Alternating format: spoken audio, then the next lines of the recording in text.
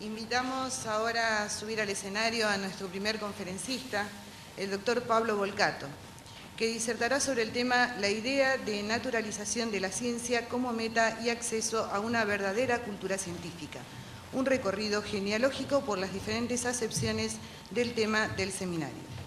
Recordamos que el doctor Pablo Volcato es doctor en física e investigador de CONICET, docente de la Universidad Nacional del Litoral en la Facultad de Ingeniería Química y divulgador.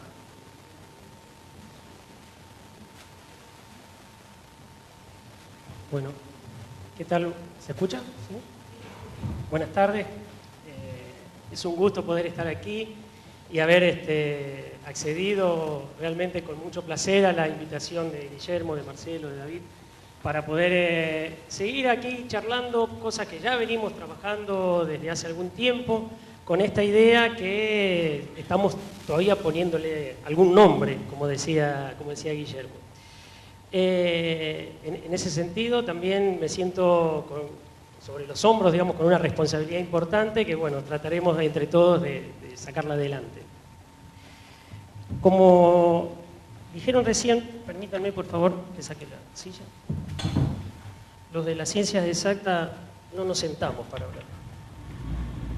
No, nos gusta movernos.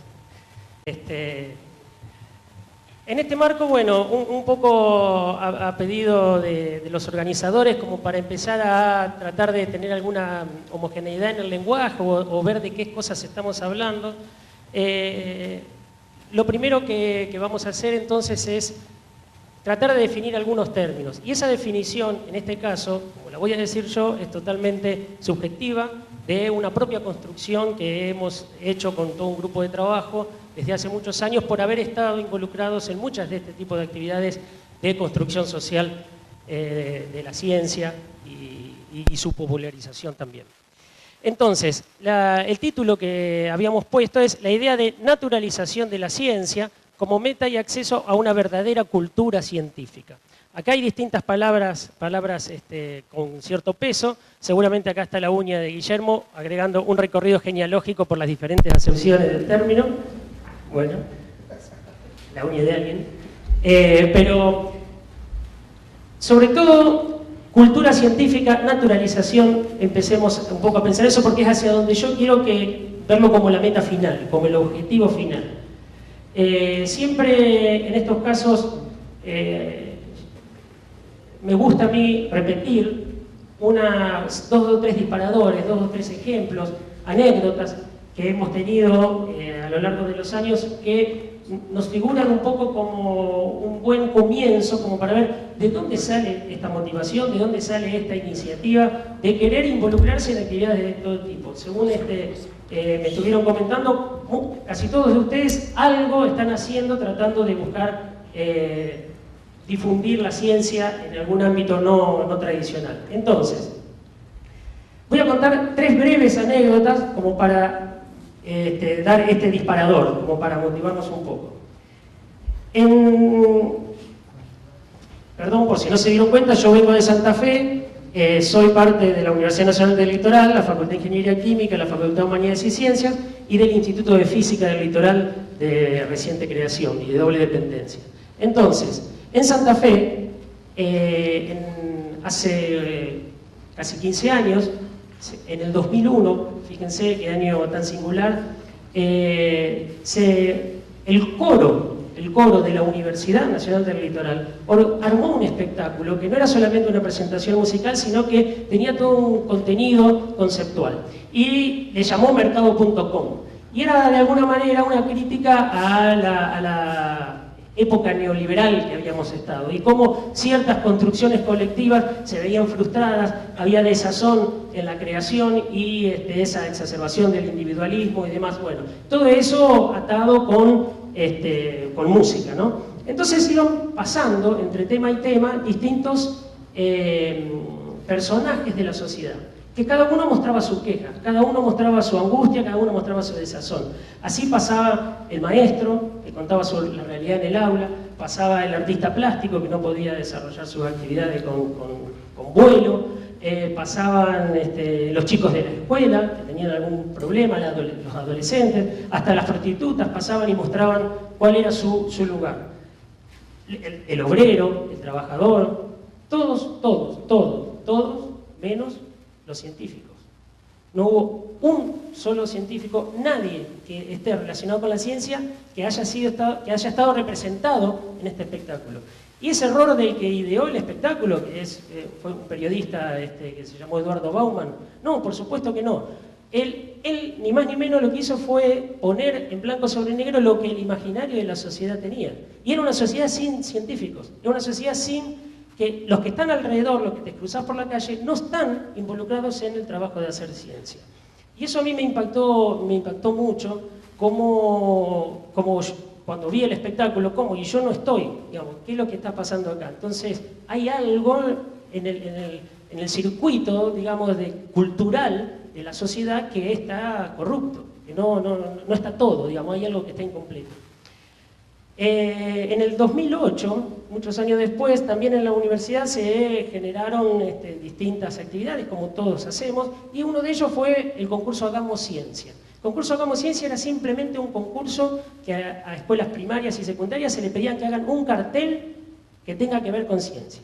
Una cosa absolutamente libre, no había tema ni nada. Y después se premiaba, e incluso había un regalo, creo que fue un telescopio, un microscopio, no me acuerdo, que es a los ganadores. Casi lo tuvimos que declarar desierto a ese concurso, porque los centenares de pósters y de láminas que vinieron, es como que identificaban mal cuál era el objeto científico, cuál era el hecho científico. Entonces, ya empieza casi litúrgico, es nuestra culpa, ¿no? Todo lo que está pasando en la Tierra es culpa nuestra. Ese era el concepto ahí subyacente todo el tiempo. Entonces aparecían, estas son frases que están sacadas de los carteles. Sin mañana, el fin se acerca. La ciencia planifica, la naturaleza soporta. ¿No? Bueno, cosas de ese tipo. Piquete a la salud, nos estamos enfermando. Bueno, y todas eran cosas, la escalofriante contaminación del suelo. Todos muy adjetivado. Yo no sé si van a ser científicos o no, pero pueden ser buenos editores de periódicos amarillos, seguro, porque de una pequeña cosa daban una situación que parecía tremenda. Mejor no salimos a la calle porque la ciencia nos está por destruir. Eso es otra cosa que también a mí me resultó bastante impactante. Otro circuito corrupto en lo que es el hecho cultural social, ¿no? Había algo que no está bien, porque si eran escuelas no de la ciudad de Santa Fe, de todo el país, que mandaron las cosas. Y la línea editorial, digamos, que como resultado de esos afiches, era casi homogénea. Había algo que no está andando ahí. Entonces, uno ahí es cuando se motiva desde su semillita docente, querer decir, bueno, hay que hacer algo, no nos podemos quedar quietos acá. Si yo soy parte de los que están educando y esto es el resultado, algo estamos haciendo mal. Entonces ahí aparecen estas motivaciones de empezar a socializar el conocimiento científico. Otra cosa, digamos, esto les va a resultar mucho más cercano a todos ustedes, los científicos, ¿cómo aparecen en los dibujos animados y en las películas? Siempre, fíjense, que no me acuerdo cómo se llama, en la película Los Increíbles, era el único que no tenía superpoderes, que era de niño, no tenía superpoderes, y después se enclaustró, se fue a no sé dónde, aprendió todo, tenía todo el conocimiento, toda la ciencia, toda la tecnología, y recién ahí se transformó en malo, además, y podía, en vez de usar todo ese conocimiento, iba a ser combatido por una playa de personajes, todos con poderes mágicos. Entonces la magia es la buena, que supera a la ciencia, que siempre tiene algún objetivo perverso, ¿no? Lo mismo el villano favorito, él era el que tenía todas las cosas, ¿no? Y era muy malo, muy enclaustrado en lo suyo, hasta que unos pequeños chiquitos como que le despiertan un sentimiento paternal. Hay una emoción ahí. El científico no es compatible con las emociones, no puede ser padre, no puede sentir. Entonces recién cuando yo le rompo eso, se transforma en una persona, ¿no? Más o menos, a lo mejor estoy exagerando el argumento, pero vayamos viendo cuál es lo que está atrás, digamos, de ese mensaje. Dexter, otro que es muy representativo del imaginario del científico. Solo, entre medio de un montón de máquinas, aislado del mundo, con su guardapolvito y ideando cosas que no se saben, que son burbujitas, llenos de aparatos, instrumentos y demás. Y otra vez, las emociones, la forma de sentir, viene a través de un beso virtual, a través de una pantalla. No me contacto con la sociedad. Yo no soy parte de la sociedad, no me emociono, no puedo pensar que eso puede ser bueno. Y todo eso es producto de algo. Bueno, también ¿cómo se llama Duff? El de Phineas and Ferb, que también es un personaje, un científico torpe, que se equivoca, que su único objetivo es romper las cosas que están haciendo los chicos en el patio de la casa, y siempre es a través de un aparato que tiene algún conflicto con su adolescencia, con el único que se conecta es con un espía que es un ornitorrinco, y solamente lo ve si el ornitorrinco tiene el sombrero puesto. Bueno, es totalmente lisérgico, pero ese es el científico, ¿sí? Entonces, hay algo que esto es un emergente de algo que socialmente está puesto ahí. Entonces estos son disparadores que, digamos, son los que nos motivan a que todos los que estamos aquí intentemos hacer algo, por, en todo caso, empezar a hilvanar esos circuitos sociales que están corruptos.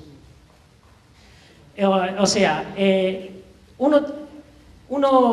y a pesar de eso, uno está usando tecnología, producto del conocimiento, abusivamente y todo el tiempo. ¿Cuántos de los que están acá no tienen en su bolsillo un teléfono celular?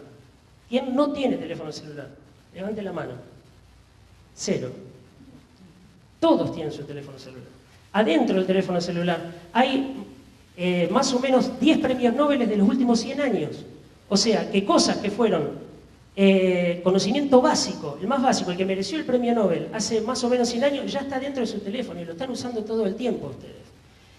Uno interactúa con el conocimiento, interactúa con la ciencia, interactúa con la tecnología todo el tiempo, pero sin embargo es como que no conocemos qué es lo que tenemos en la mano, entonces no lo podemos valorar, ¿sí? Y otra vez, esto de que además, no solamente que no lo valoramos, si algo nos revierte, la ciencia es una idea de destrucción del planeta, por ejemplo. Bueno, estas son cosas que hay que romper y hay que cambiar. Ahí hay que cambiar, como decimos los físicos, si venimos para acá tenemos que ir para allá, tenemos que cambiar la derivada. Y bueno, son las dos transparencias un poco más donde podríamos detenernos un poco más. Si quieren interrumpirme, interrúmpanme. A mí me gusta, digamos, que hagan eso, podemos charlar, y si no, lo dejamos en los últimos 15 minutos, te pido, Guillermo, que en todo caso me pares, para que podamos intercambiar opiniones entre todos sobre esto, que es más o menos un poco una línea imaginaria de cuáles son todas las actividades que nosotros hacemos para corregir esas cosas que vimos mal. Cada uno de ustedes recordará alguna de las que vio mal. Entonces, como casi todos tenemos ese espíritu docente de enseñar, de educar, lo que nos empieza a ocurrir es decir, no, tenemos que ir a las escuelas. Si esto es así es porque toda esta gente no estuvo bien educada, hubo una falencia en la educación. La educación es la base de la cultura y de la sociedad, entonces tenemos que ir a apuntar ahí si queremos hacer algo de fondo, y entonces empezamos y eso se hace, digamos, en ámbitos institucionales, en escuelas, pueden ser semi-institucionales, pero no con currícula, puede ser también perfectamente un museo, y se empiezan a hacer acciones que tienen que ver con la educación formal. Uno quiere operar sobre la currícula. No puede ser que en la primaria no se dé esto, no puede ser que en la secundaria no se vea esto, otro. Aunque sea como actividad extracurricular, deberíamos incorporar tal o cual cosa. Entonces, lo que estamos haciendo son actividades que bien podríamos denominar de alfabetización científica. Nosotros tratamos de alfabetizar en ese campo del conocimiento o en ese lugar, digamos. Y ahí, bueno, voy a ir a la otra, total es lo mismo, aparecen un montón de actividades. Acá yo puse solamente algunas, pero ustedes se pueden imaginar muchas más. Las ferias de ciencia, los científicos van a la escuela que tratan de hablar con los docentes para ver qué se puede hacer, generar herramientas didácticas que circulen por las escuelas, como valijas científicas, bueno, distintos materiales, pero siempre tratando de interactuar con la currícula formal y en un ámbito institucional. Hay otras propuestas, por ejemplo la Semana de la Ciencia. La Semana de la Ciencia es como que dicen, bueno, vamos a abrir los laboratorios a la gente, o salgamos nosotros hacia la gente. Entonces, es semi-institucional porque este tipo de actividades se pueden hacer en un ámbito escolar o no. Y acá yo ubico a la divulgación casi despectivamente en algún punto, porque todo esto está en un lugar intermedio entre lo institucional y un medio masivo, intermedio entre lo que puede ser una educación formal y una no formal, o sea, es algo que está pensado para educar, pero no adentro de una currícula. Y lo de divulgación, le decía lo de en todo caso, esa faceta un poco despectiva entre comillas. Yo siempre, todo lo que estoy diciendo, estoy exagerando un poco como para que ustedes se peguen un cimbronazo. Es el que sabe, el que está en el templo de la academia, sale al vulgo y le cuenta qué es lo que aprendió, con actividades cancheras, lindas, que puedan ser divertidas, etcétera, etcétera. Todas esas palabras, todos esos adjetivos que son bastante feos. Pero sí está la palabra divulgación tiene esa idea. Hay alguien que sabe más que el otro y yo tengo que transmitírselo. Que en algún punto tampoco está mal, pero tiene esa idea ahí atrás. Después entonces empiezan a aparecer otro tipo de actividades que pueden ser de educación no formal porque están pensadas para educar, pero en ambientes que son más tipo medio masivos. Entonces ahí aparecen cosas más virtuales como plataformas y páginas web, en este momento hay un montón, inclusive algunas desde las propias instituciones generadas, hay blogs institucionales, el CONICET acaba de lanzar una plataforma, distintos lugares donde se pueden ver, o organización de festivales, acá me refiero a festivales, de todas estas cosas yo le puedo contar porque hemos participado.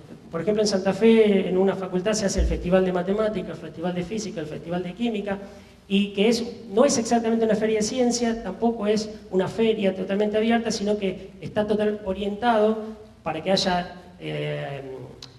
instrumentos interactivos, para que se puedan explicar cosas, etc. Entonces, es una manera de difundir, o sea, yo esparzo el conocimiento sin que exista el académico y el que me viene a escuchar, sino en algún festival uno está más relajado, va, viene, si quiere entra a un blog, si quiere no entra, yo pongo ahí la información y queda difundida, pero sin una conducción y a lo mejor sin un criterio conceptual de cómo hay que hacer esa difusión.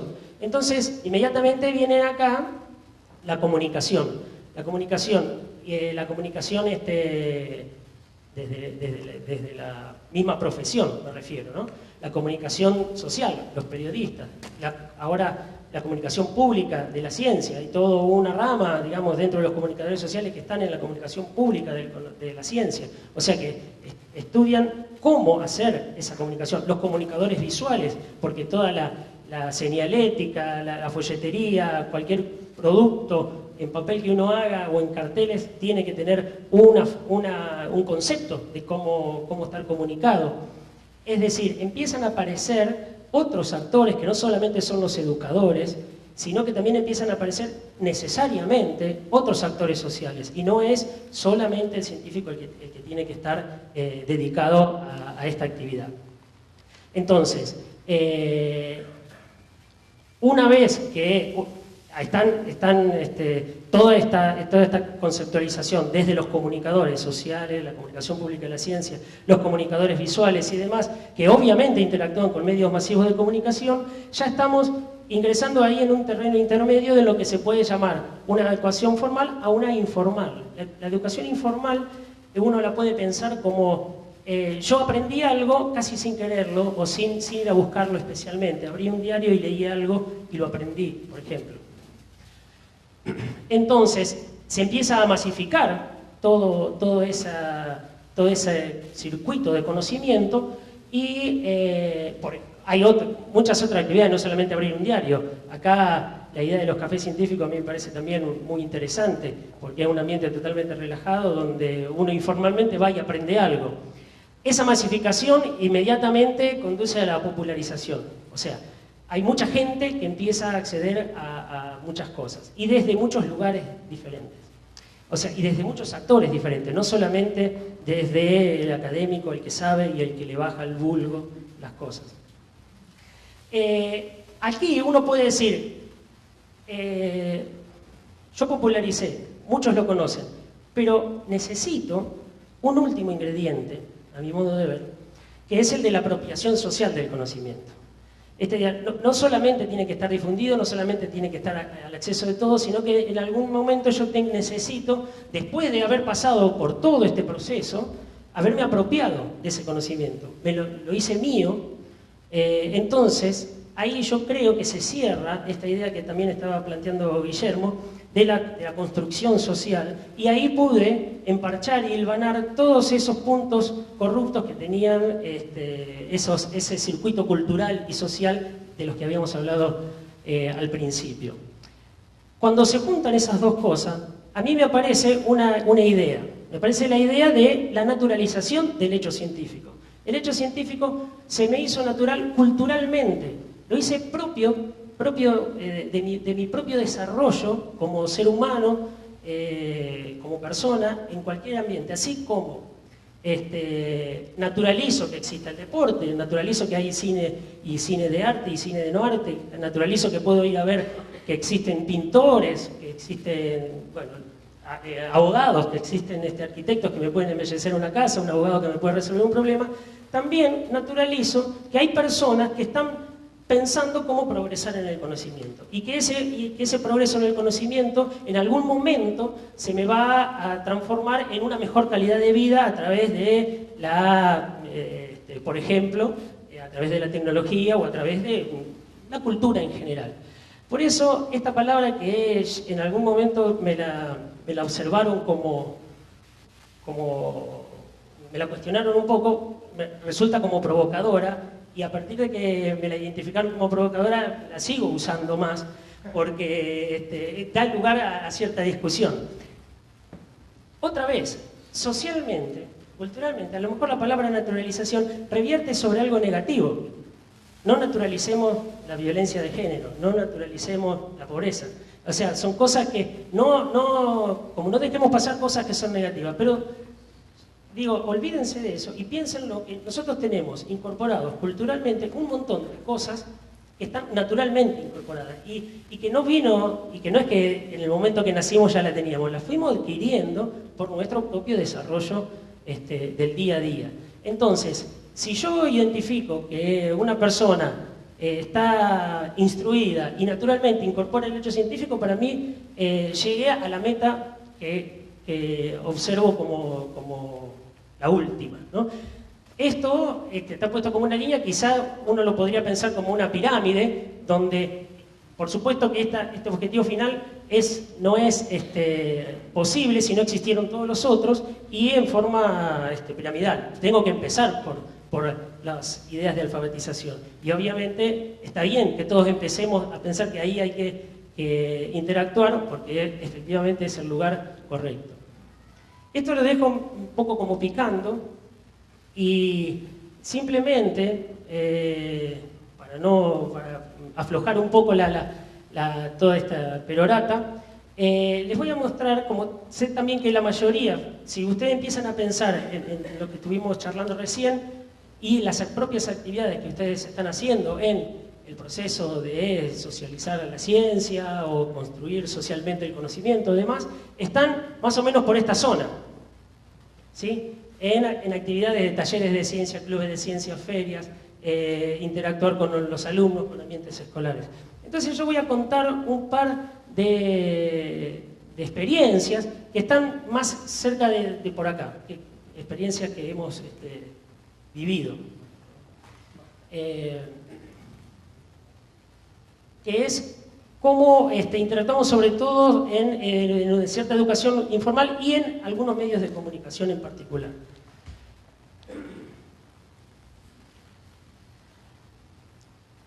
¿Recuerdan el primer disparador? El primer disparador fue la anécdota del espectáculo del coro de la universidad. El que creó ese espectáculo, además era periodista, tuvo un programa más de 20 años en la radio de la universidad, en LT10, que se llamaba Escuchan en el Fondo. Él se llamó Eduardo Bauman, lamentablemente ya no está con nosotros, pero él fue, en este programa, quien convocó a personas que tenían que ver con el ámbito de la ciencia para que empiecen a contar cosas. Y bueno, yo estuve involucrado en esa actividad y fíjense que lo que se va logrando cuando uno empieza a participar, porque uno no iba solamente como un panelista que hacía su cosa 5 minutos, sino que se quedaba en todo el programa. Todo el programa era nocturno, duraba 2 horas, era un ambiente relajado, entonces se podía desarrollar así un diálogo, una charla, una tertulia bastante interesante. Y fíjense, acá por ejemplo ocurre que este chico que es un físico está contando algo sobre el acelerador de hadrones en Suiza y está explicando algunas cosas de la materia a todos estos que son unos chicos re jovencitos que venían de Grutli que querían mostrar cómo tocaban la guitarra. Pero en ese momento y en la radio capturan esa imagen y empiezan entonces a difundirse lo de uno y lo del otro, de una manera más natural. Acá estoy con un trombonista que hace que se llama Rubén Carú y que hace todo un encuentro enorme de trombones en Santa Fe, estaba recibiendo un premio internacional, entonces uno, entre medio que habla de física, también habla de música. Por ejemplo, también aquí, música en vivo, llevamos en ese programa todo un año. Excelentes músicos como el Negro Aguirre, el paranaense, el Seba López, guitarrista que ahora está radicado acá en Rosario, Carol Bayer, una cantante, gente de mucha trayectoria y trascendencia participando, digamos, porque ellos también se quedaban. Y cuando uno hablaba, contestaba el otro y uno dialogaba, entonces empezaban a aparecer ciertas horizontalidades que en las otras actividades en las que estaban en la izquierda de esa línea de término, en esa línea no estaban, ¿verdad? Más allá, ahora participo en otro programa que, bueno, es un programa que es diario, yo generalmente no puedo ir todos los días, pero lo que sí, ya no me llamaron a mí como columnista, sino como para participar de la mesa. Entonces, ya no es que viene alguien a decir su columna de cine, sino que así como está el conductor, el que habla de deporte, el que habla de realidad general y demás, también está el científico. Naturalmente en una mesa de radio, en un programa de radio, y no puesto como alguien que viene a hacer una clasecita y después se va. Entonces, estas son, me parece, sí, detalles que van plasmando esa idea mía, digamos, de la naturalización. De alguna manera. Seguramente habrá muchas otras, yo le cuento esta porque son las que conozco. ¿Qué cosas no se deben resignar cuando uno está haciendo toda esta actividad? Cualquiera de toda la línea. Precisión en el lenguaje. Uno no puede decir gato cuando quiere decir liebre, por más que lo diga de una manera simple, por más que no se involucre en desarrollar teorías complejas, por más que trate de dar imágenes, analogías de todos los días. Las palabras que uno usa cuando se refiere al hecho científico tienen que ser las correctas. ¿No? Uno no puede aflojar ahí. ¿Sí? No importa en cualquiera de toda la línea, esté alfabetizando o esté en la radio. Eso no se puede resignar. Y la otra cosa que yo digo que tampoco hay que resignar es ir más allá de la propia anécdota o de demostrar la propia cosita. Digamos, fíjense que acá en la radio, bueno, en la radio parece raro, pero hacemos experimentos, toda la semana hacemos algún experimento, que se relatan por radio y demás, pero no es suficiente como decir, mirá lo que pasó, me maravillé, sino que tengo que también ir al momento de la explicación. Yo tengo que explicar qué es lo que pasó, tengo que tratar de entender, al nivel que corresponde a entender en el ámbito en el que lo estoy diciendo, ¿sí? Distinto va a ser la profundidad y la formalidad de mi explicación si estoy en un pizarrón adentro del aula, que si estoy en la radio tratando de explicar cómo se infla un globo sin soplar, por ejemplo. ¿Sí? Entonces ahí, en cualquiera de los lugares que ustedes trabajen, a mí me parece que observar la rigurosidad del lenguaje es importantísimo y también tratar de comprender, ir al lugar de la comprensión. Yo como contraejemplo de eso, Voy a decir algo que quizá me esté equivocando, porque realmente quise verlo y no duré más de 5 o 7 minutos, que es, por ejemplo, el programa de Marley, que ahora se está haciendo. Ahí en ese programa están haciendo experimentos buenísimos, con una producción enorme. Están gastando un dineral y le están saliendo muy bien todas las cosas. Pero ni usan bien el lenguaje, ni tampoco van al momento de la explicación.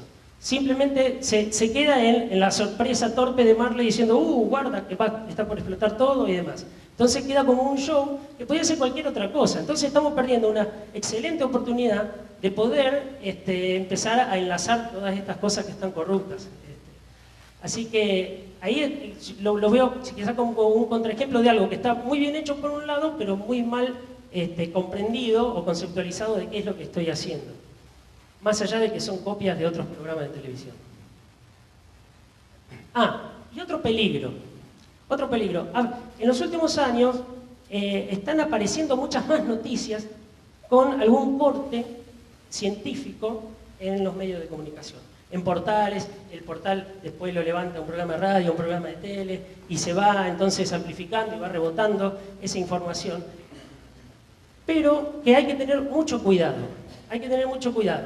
en la radio nos surgió como producto de estar ahí sobre la noticia una nueva sección que es la decimos el dicen qué, porque son todas noticias dichas en esos términos. Dicen que tomar vino disminuye el riesgo de enfermedades cardíacas. Dicen que comer chocolate es como amar. Dicen que tal cosa, ¿no? Y lo que es notable, y esto está bueno para que lo vean ahí, los que son más de formación, comunicadores sociales, es que la estructura de la noticia es siempre la misma.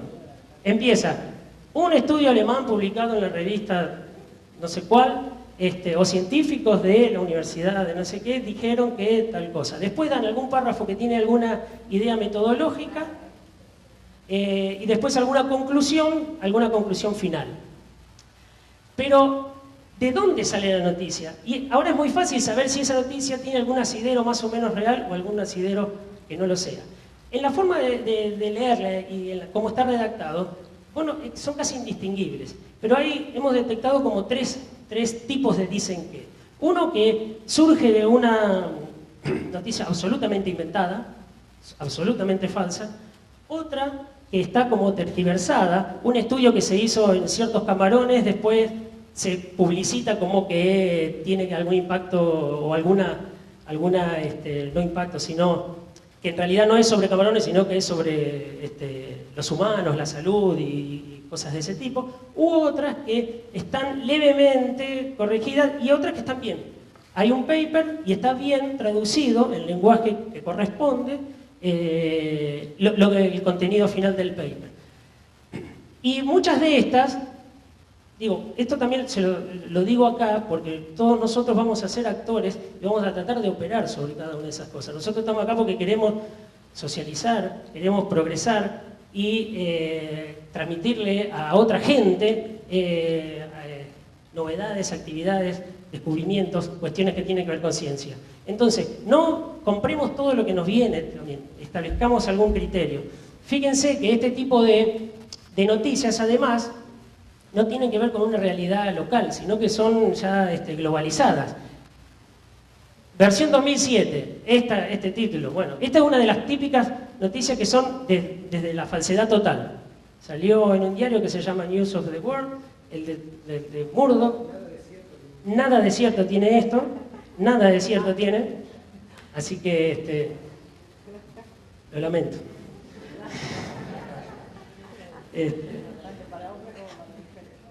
Miren el título, ¿no? Y empieza, un estudio alemán publicado en la revista New England Journal of Medicine asegura que tal y tal cosa. En un diario vasco en el 2007. Y este tipo de noticias inmediatamente se viraliza y después cada algunos meses o cada año vuelve a aparecer y se vuelve a viralizar y está en todos los portales del mundo. Versión 2009, otra vez, acá en otro diario español.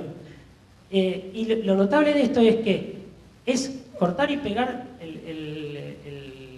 la noticia. Un estudio alemán publicado en la revista New England es exactamente lo mismo, no le cambiaron ni una coma.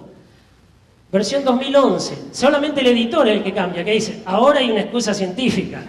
Claro, ahora sí podemos. Pero, y sigue siendo la misma noticia, un estudio alemán publicado en la revista New England. O sea, no nos podemos, tenemos que ser criteriosos cuando empezamos a ver esto, porque dicen, no, si ahí lo dice la ciencia, y parece que la ciencia es sinónimo de verdad revelada, digamos, no se cuestiona, no se puede refutar, si lo dice la ciencia, es así. Y no solamente en lengua hispana, sino que acá tenemos un diario inglés que dice, los doctores dicen otra vez lo mismo, y si uno lee acá en inglés es exactamente lo mismo, un estudio alemán publicado en la revista, una traducción literal, y sigue, versión 2012, versión 2013 en el Tribuno de Nigeria, en todos lados. ¿Sí? Entonces, nosotros también como actores de querer buscar esta apropiación social del conocimiento o de llegar a la naturalización cultural del hecho científico, también tenemos que ser criteriosos en qué es lo que estamos viendo. Muchas de estas noticias, que muchas tienen que ver con la salud, con la dieta, lo que importa es todo, y eso también es un ejercicio que se puede hacer bastante fácilmente, lo que importa es todo lo que está alrededor, todo lo que yo recorté de esta noticia, que son un montón de publicidades, de dietas, de lo que sea. Si dice, por ejemplo, tomar sol cura el asma, en la BBC salió eso, tomar sol cura el asma. Y entonces alrededor, estábamos justo entrando en la época de verano, como para que nadie deje de tomar sol, y bueno, entonces, no, está bueno salir, y todo alrededor había cómo bajar 5 kilos en una semana, cómo prepararse para el verano, etcétera, etcétera. Eran todas publicidades de alrededor. Y ese tomar sol cura el asma era un estudio controlado sobre, no me acuerdo qué sistema, pero que lo iluminaban con radiación solar, se amplificaba la población de una determinada enzima que se sabe que los que tienen asma tienen depresión de esa enzima, entonces era nada que ver con ir a tomar sol y eso te curaba el asma. Pero había como un reflejo, había un paper que decía algo y fue traducido de esa manera. Traducido de esa manera para que después lo que más importa es todo lo que está alrededor y no la propia noticia. Así que también hay que tener cuidado con esto que decimos, no, ahora hay más información y demás. Bueno, hay más información y enhorabuena que así sea. Pero también, ojo, ¿no? Tenemos que ahí poner nuestro criterio. Y creo que con esto ya estoy terminando.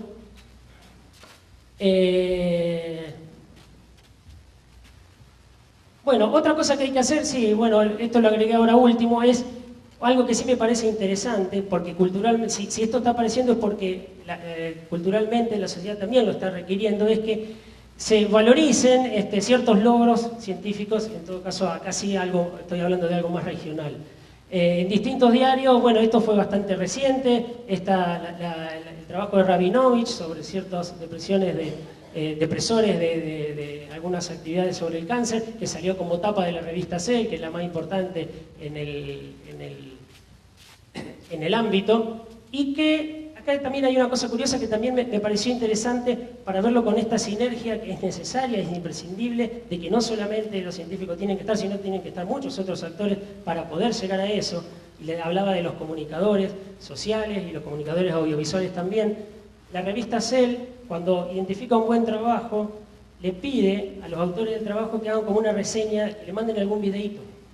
A veces es una entrevista, simplemente un audio, y otra vez es un video donde explican brevemente, en 5 o 6 minutos, cuál es el punto del trabajo y por qué es tan interesante.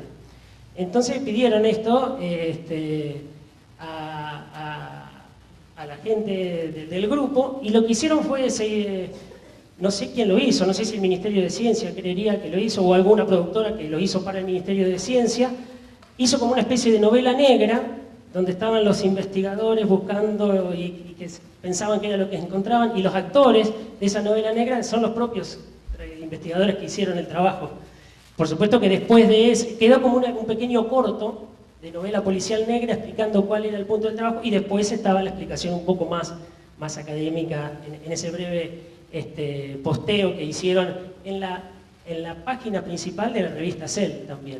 Así que todo esto es parte de esto que nosotros queremos establecer. Es otra estrategia para socializar el hecho científico, porque esto lo podía haber visto cualquiera. Cualquiera se mete en YouTube y ve qué es lo que hicieron esta gente. Bueno, lo ve recreado, pero te puedo asegurar que que todo lo que están diciendo, el diálogo entre ellos, es absolutamente riguroso en el lenguaje, que es lo que nosotros decíamos, y está buscando dar una breve explicación, una explicación que es de 5 o 6 minutos para un público general. O sea, no resigna ninguna de esas dos cosas que son las cosas más importantes para hacer.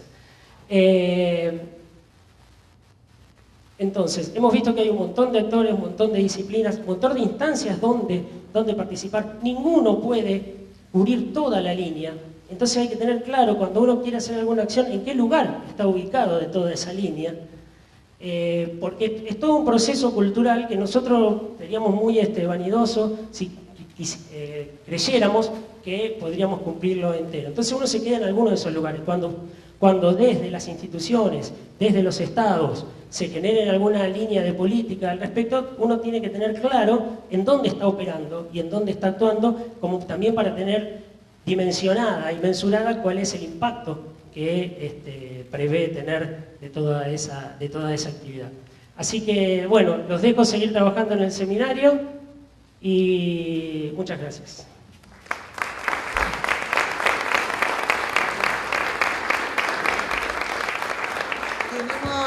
Contamos con unos minutos como para hacer alguna ronda de preguntas.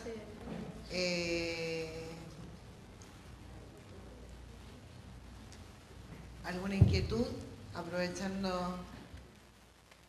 al conferencista.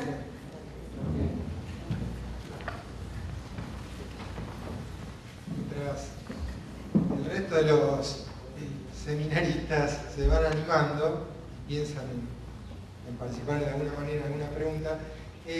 Con respecto, era muy interesante esta imagen que vos planteabas de cómo se van atravesando distintas fases en el proceso de socialización. Y, digamos, nosotros estamos haciendo esta experiencia, digamos, en la idea del protagonismo, digamos, cuando la gente empieza a decir, bueno, y yo, digamos, que es un poco, por ejemplo, esta instancia de convocatoria del seminario, digamos, ¿no? Y de qué manera puedo yo impulsar ese protagonismo, o sea, en esa etapa en donde uno busca que la gente de alguna manera pueda decir, todo esto es lo que está dando vueltas, pero ¿y a mí qué me gustaría hacer y de qué manera podría conectarme desde un lugar más activo, digamos? No sé si vos tenés por ahí alguna visión o alguna experiencia en ese sentido de despertar un poquito ese bichito más proactivo, digamos, ¿no? O alguna experiencia. Sí, no sé exactamente, pero algo que seguramente tiene que ocurrir es que cada uno identifique cuál es su potencialidad. ¿Para qué se cree que es bueno? Si se cree que es bueno para trabajar con chicos de escuela primaria y explicarle alguna cosa, o si se cree que es bueno para explicar algo por radio, o si se cree que es bueno para escribir y traducir algo que leyó. O sea, hay un primer lugar que si yo, porque a mí lo que me parece es que al principio viene todo como revuelto y confundido, que como que uno cree que puede hacer todas estas cosas. Y medio espasmódicamente empieza por una, después como que le gustó la otra, no tuvo la recepción que quería o no tuvo el rebote que quería, porque también es cierto, a todos nos pasó. Cuando hacemos cada una de estas cosas, creemos que después va a venir el reconocimiento nacional y que todo, y que cambie la sociedad, y no es así. Uno va aportando pequeños granitos de arena. Entonces, desde los que se motivan para trabajar, primero tendrían como que detectar íntimamente cuál es su habilidad. Y desde quién tiene que generar líneas que sean continentes, digamos, de esas potencialidades, bueno, hay que ver. Hay líneas de financiación, justamente la Secretaría de Estado es pionera en ese sentido, así como le da dinero a los investigadores para que hagan su trabajo, también le da dinero a los divulgadores para que desarrollen su actividad. Eso es un incentivo muy importante porque muchas de estas cosas se tienen que hacer con dinero, no se pueden hacer del propio impulso así quijotesco. Entonces, cuando uno propone ciertas líneas de financiamiento, las puede orientar. Entonces puede orientarla para hacer algún instrumento audiovisual. Entonces ahí se van a ver más convocados, interpelados hasta cineastas o gente de diseño gráfico, etc. Si uno propone líneas más escolarizadas, van a estar los docentes puestos ahí. Bueno, yo creo que digamos, esa podría ser alguna de las motivaciones. O sea, la identificación propia y el incentivo externo para donde yo me vea reflejado esa potencialidad. ¿Cómo instrumentar ese incentivo? ¿Cómo cosechar la zanahoria? Bueno, ya tanto eso no me animo a decir. ¿Alguna pregunta más?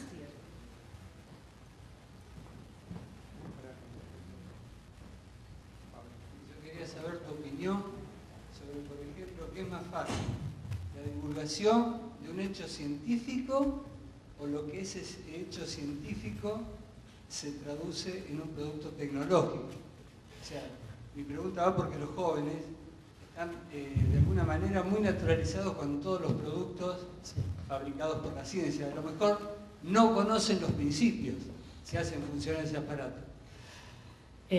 Bueno, las dos cosas son difíciles.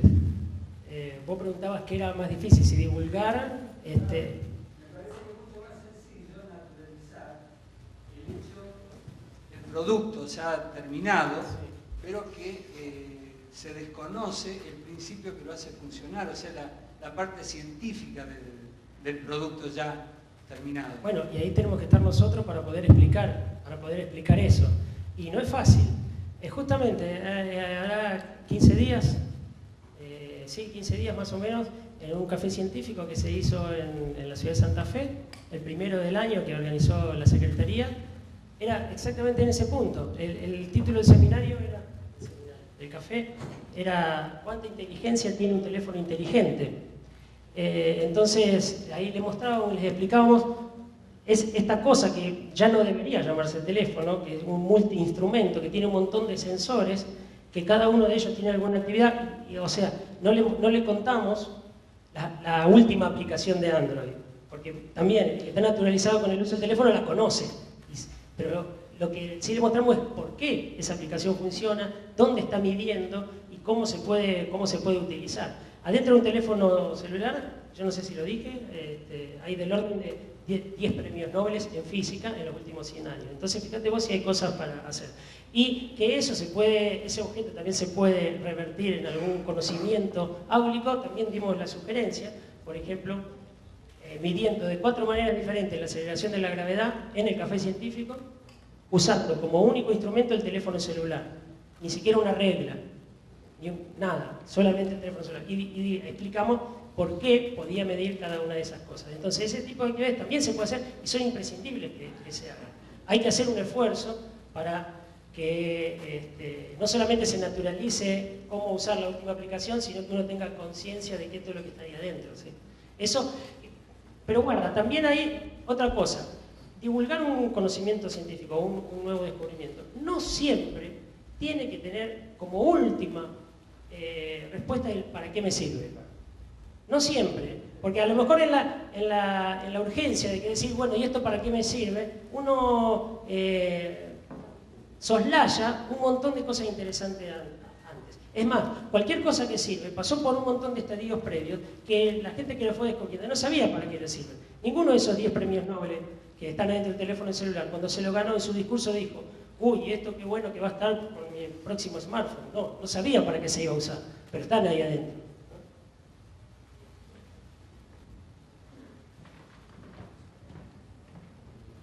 Hola, ¿qué tal? Yo le quería hacer una consulta, que raro escucharse a uno mismo.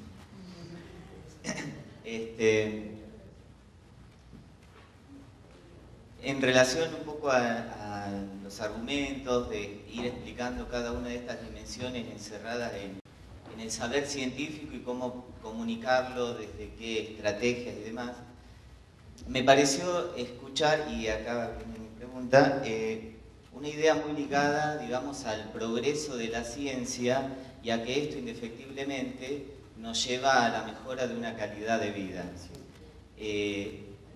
Digamos, en esta argumentación, a lo mejor por una cuestión de tiempos y demás, yo sí creo que algunas cuestiones que están asociadas a la comunicación científica o a la enseñanza de la ciencia no deben dejar de lado la crítica, pero del lado de la cuestión de la gestión y la política que contextualizan la actividad científica en un país.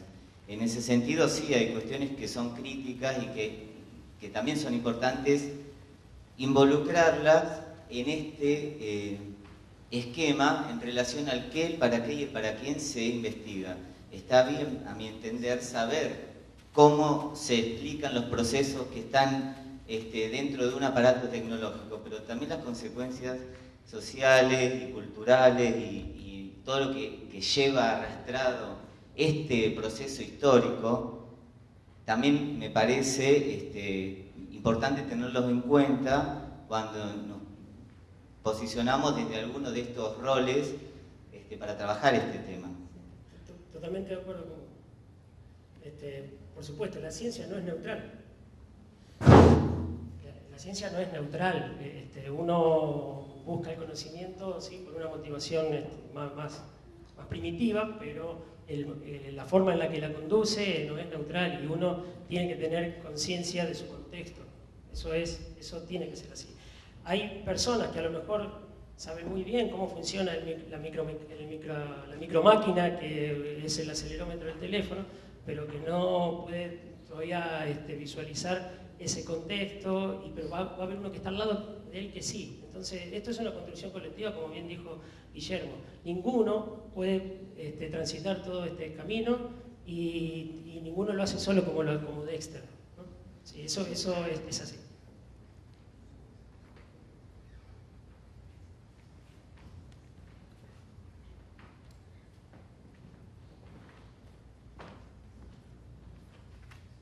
Bueno, hola. Yo quería, a mí me parece que cuando se habla de divulgación o de socialización de la ciencia, del conocimiento científico, también a mí me parece interesante no solamente la cuestión formal de lo que se conoce en sí o de lo que ya está disponible, sino simplemente del pensamiento científico, la forma de razonar la ciencia para que el pensamiento científico se haga más, digamos, la sociedad empiece a tener un razonamiento, una forma de pensar más racional, más constructiva en ese sentido. Si bien coincido que hay que ser crítico, o sea, justamente creo que el pensamiento crítico, el científico es un pensamiento crítico. Entonces, mirar un poco, no solamente lo que se conoce, lo que ya está, sino una forma de pensamiento científico que tenga que ver con la ciencia formal, pero también con una forma de pensar en general, la vida diaria, ¿no? Yo por lo menos creo que sería un objetivo a tener en cuenta. Sí, el científico en sí mismo es un revolucionario. Él está siempre en el borde, está corriendo el límite todo el tiempo. Es un militante en contra del status quo permanente. Entonces, en ese sentido, sí, es como vos decís, hay que quedarse con lo que ya se conoce, no tomarlo como una verdad incorruptible, pero sí, con argumentos, ir buscando y corriendo y ampliando cada vez más ese límite. Eso es cierto. Y hay muchos, y el camino de dónde llegar a resolver un problema no es único, sino que puede haber muchas formas de pensar laterales que pueden llevar a ese mismo objetivo. Y en ese sentido, también hay como ejemplos que uno puede decir, está muy... Brevemente también es una anécdota muy conocida que ejemplifica un poco lo que vos decías. Un profesor de física a mediados del siglo pasado, en uno de sus libros, propuso como un ejercicio intelectual que después se transformó en leyenda y le pusieron nombre a los protagonistas, que eran dos premios Nobel, uno profesor del otro, Rutherford y Bohr. En realidad no vivieron esa anécdota, pero que les proponía, era una situación de examen. El profesor le preguntaba al alumno, te doy un barómetro, que es un instrumento que mide la presión, y sin decirle, pero como vos sabés que la presión cambia con la altura, te pregunto, y ahí vuelve la pregunta, verbalizada, ¿cómo harías con el barómetro para medir la altura de un edificio? Entonces, conducida a que la respuesta sea, mida la presión abajo, veo cuál es la presión arriba, ese cambio de presión está correlacionado con la altura y puedo detectar cuál es la altura del edificio. Esa era situación conductista, digamos, de la pregunta del examen hacia la respuesta que esperaba. Y la anécdota es que el alumno dijo, bueno, podemos atar con un hilo el barómetro, me pongo arriba del edificio, pues lo tiro por abajo, llega el barómetro al piso, mido la longitud del hilo, y esa es la altura del edificio. No, eso no.